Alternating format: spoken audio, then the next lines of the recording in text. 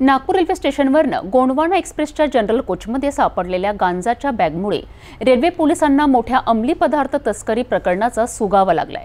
या प्रकरणात ओडिशा राज्यातील एक आरोपी अटकेत असून तपास अधिक खोलवर जात आहे।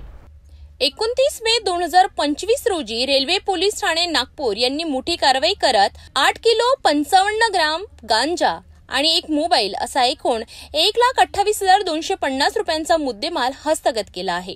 ही घटना 11 एप्रिल 2025 रोजी गोंडवाना एक्सप्रेस मधील जनरल कोच मध्ये घडली।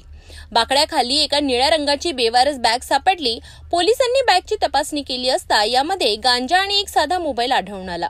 अज्ञात आरोपी विरुद्ध एनडीपीएस ऍक्ट अंतर्गत गुन्हा दाखल करण्यात आला असून पुढील तपास सुरू करण्यात आला। तपासादरम्यान आरोपीने वापरलेल्या मोबाईलचा सीडीआर, एसडीआर आणि लोकेशन विश्लेषणाच्या आधारे पोलीस पथक ओडिशा राज्यातील जयपूर, जिल्हा कोरापूर येथे रवाना झाले।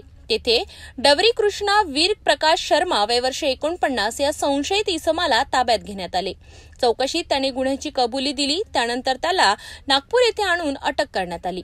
पोलीस आता या प्रकरणातील इतर साथीदार कोण आहेत आणि गांजा कोणत्या राज्यातून आणून कुठे पाठवला जात होता याचा सखोल तपास करीत आहेत।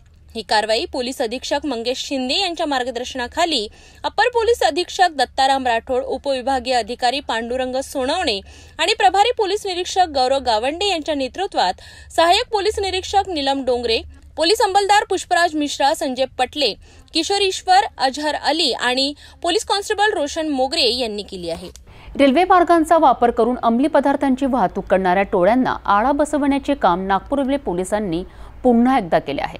गांजासह अटक झालेल्या आरोपींकडून मिळालेली माहिती तपासाला नवी दिशा देत असून हे प्रकरण केवळ एका व्यक्तीपुरते मर्यादित नसून संपूर्ण टोळीच्या हालचालींवर प्रकाश टाकू शकते।